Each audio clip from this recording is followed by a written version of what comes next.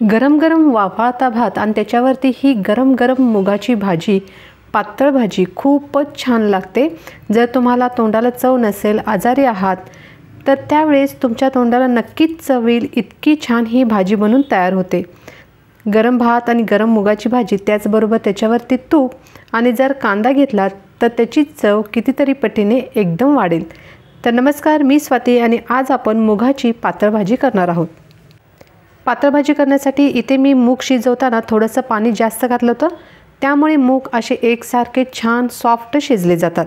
आता त्याचबरोबर आपल्याला एक मोठा कांदा बारीक चिरून घेतला आहे, एक मध्यम आकाराचा टोमॅटो बारीक चिरून घेतला आहे, 8 ते 10 कढीपत्ता, 4 मिरची, 8 ते 10 लसणाच्या पाकळ्या आणि 1 इंच आलं इथे घेतलेलं आहे। आपण मिक्सरच्या भांड्यामध्ये आलं, लसूण आणि मिरची बारीक करून घेणार आहोत। कांदा, टोमॅटो आणि कढीपत्ता तसंच साईडला ठेवणार आहोत। तर अशा प्रकारे ही पेस्ट तयार झाली आहे। चला तर मग आता आपण भाजीला फोडणी घालू। कढईमध्ये 4 ते 5 चमचे तेल घालायचं आहे। गॅसची फ्लेम मोठ्या आचेवरती चालू ठेवायची आहे। तेल थोडंसं गरम झालं की यामध्ये अर्धा चमचा मोहरी, अर्धा चमचा जिरे, थोडीशी हिंग पावडरने देखील भाजीला खूप छान चव येते। आता यामध्ये जाईल आलं, लसूण, मिरचीची पेस्ट। आता अगदी अर्धा सेकंदासाठी हे भाजून घेऊ, कारण मिरचीचा कच्चेपणा, लसणाचा कच्चेपणा निघून जाण्यासाठी आपण तेलामध्ये हे थोडंसंच अर्ध्या सेकंदासाठी भाजून घ्यायचं आहे। 8 ते 10 कढीपत्त्याची पाने। आता यामध्ये बारीक चिरून घेतलेला कांदा घालायचा आहे। पूर्ण प्रोसेस होईपर्यंत गॅसची फ्लेम मोठ्या आचेवरतीच ठेवायची आहे। अगदी अर्ध्या सेकंदासाठी कांदा भाजल्यानंतर यामध्ये लगेच आपण टोमॅटो घालणार आहोत, कारण कांदा खूप जास्त आपल्याला सॉफ्ट करायचा नाही किंवा लालसर भाजायचा नाही, तो हलकाच सॉफ्ट झाला पाहिजे इतकंच आपल्याला भाजून घ्यायचं आहे। टोमॅटो घातल्यानंतर लगेच आता यामध्ये आपण 1 छोटा चमचा मीठ घालणार आहोत। भाजीसाठी जितक्या मिठाची आवश्यकता आहे तितकं मीठ आता आपण यामध्ये वापरलं आहे। तुम्हाला जर अंदाज येत नसेल तर टोमॅटो आणि कांदा सॉफ्ट होण्यासाठी तुम्ही इथे पाव चमचा मीठ वापरू शकता आणि नंतर भाजी जेव्हा तयार होते त्यावेळी आणखी तुम्ही तुमच्या अंदाजानुसार मीठ इथे वापरू शकता। आता यामध्ये पाव चमचा हळद आणि 1 चमचा लाल तिखट घातला आहे, कारण ऑलरेडी आपण हिरवी मिरची इथे वापरली आहे, त्यामुळे 1च चमच्याचा इथे आपण तिखटाचा वापर केला आहे।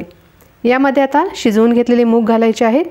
लगेच पाणी घालायचं नाही, हे सर्व पहिला मिक्स करून घ्यायचं आहे आणि चमच्याने अशा प्रकारे थोडंसं प्रेस करायचं आहे। त्यामुळे काय होईल, मूग थोडेसे स्मॅश होतील आणि जेव्हा भाजी तयार होईल ना, तेव्हा एकसारखी दाटसर तयार होईल। कुठे मूग, कुठे मुगाचं पाणी असं अजिबात भाजी तयार होणार नाही, तर एकसारखी अशी दाटसर भाजी तयार होण्यास मदत होते। आता यामध्ये आपण 1 ग्लास पाणी घालायचं आहे। आता इथे मी मूग थोडेसे स्मॅश करण्यासाठी चमच्याचा वापर केला आहे। आता मी तुम्हाला सांगते की तुम्ही इथे चमचा, विस्कर किंवा जे पावभाजीचं स्मॅशर असतं ना, ते देखील इथे वापरू शकता। चमच्याने छान अशी मऊ करता येते, त्यामुळे मी इथे चमच्याचा वापर केला आहे। आता मी तुम्हाला दाखवते की ते आपण घेतला आहे विस्करने देखील अशा प्रकारे भाजी तुम्ही मिक्स करून घेऊ शकता, त्यामुळे भाजी छान एकजीव होते। किंवा पावभाजीचं स्मॅशर असेल ना, तर त्याने देखील अशा प्रकारे स्मॅश करू शकता। तिन्हीपैकी कोणत्याही एका वस्तूचा इथे वापर करायचा आहे आणि भाजी थोडीशी अशी दाबून किंवा स्मॅश करून घ्यायची आहे, त्यामुळे भाजी दाटसर होण्यास मदत होते। आणखी अर्धा ग्लास पाणी इथे वापरलं आहे। टोटल आपण 1.5 ग्लास पाण्याचा इथे वापर केला आहे। गॅस मोठ्या आचेवरती चालू आहे। 2 ते 3 उकळी येऊ द्यायची आहेत भाजीला। उकळी आल्यानंतर गॅस लो फ्लेमवरती करायचा आहे आणि प्लेट झाकून 5 मिनिटासाठी वाफ काढून घ्यायची आहे। आता भाजी करताना यामध्ये आपण 4 हिरवी मिरची वापरली होती, त्यामुळे तिखटाचा वापर कमी केला। तुम्ही जर वयस्कर असाल आणि तुम्हाला जर मिरची खाल्लेली चालत नसेल, तर यावेळेस तुम्ही फक्त तिखटाचा वापर करून देखील ही भाजी करू शकता, किंवा जर तिखट आवडत नसेल, वरणासारखं तुम्हाला करायचं असेल, तर तुम्ही फक्त इथे हिरवी मिरची वापरली तरी देखील चालेल। तुमच्या आवडीनुसार तुम्ही तिखट किंवा हिरवी मिरची याचा वापर इथे करू शकता।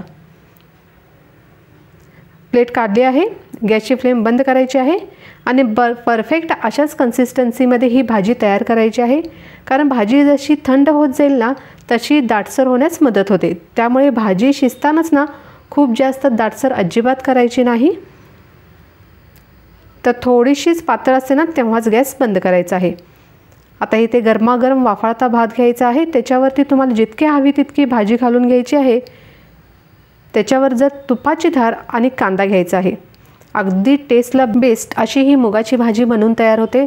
तुम्ही जर एकटे राहत असाल, बॅचलर असाल किंवा जॉब करत असाल, ऑफिसमधून आल्यानंतर खूप कंटाळा येतो, त्यावेळी असं वाटतं की सोपं काहीतरी बनवावं जे चवीला देखील अतिउत्तम असेल आणि खाल्ल्यानंतर समाधान देखील होईल। तर अशा वेळेस तुम्ही ही मुगाची पातळ भाजी आणि भात नक्की ट्राय करू शकता। खूप म्हणजे खूपच चवीला बेस्ट होते। तुम्ही नक्की एकदा ट्राय करून बघितला तर तुमची फेवरेट डिश होऊन जाईल। ही इतकी टेस्टला छान होते। तर नक्कीच ट्राय करून बघा आणि जर रेसिपी आवडली असेल तर चॅनलला सबस्क्राईब आणि लाईक जरूर करा। आणि हा गरमागरम भात आणि भाजी तुम्ही नक्की ट्राय करून कशी झाली ते मला कमेंट करून सांगा।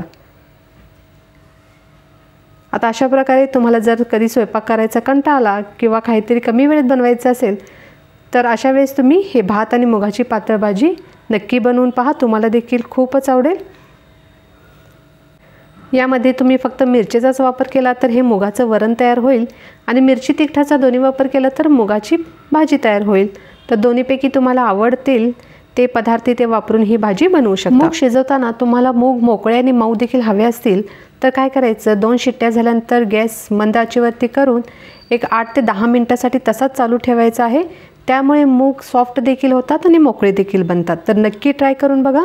परत भेटू आपण पुढील रेसिपीसह। तोपर्यंत टेक केअर, बाय बाय।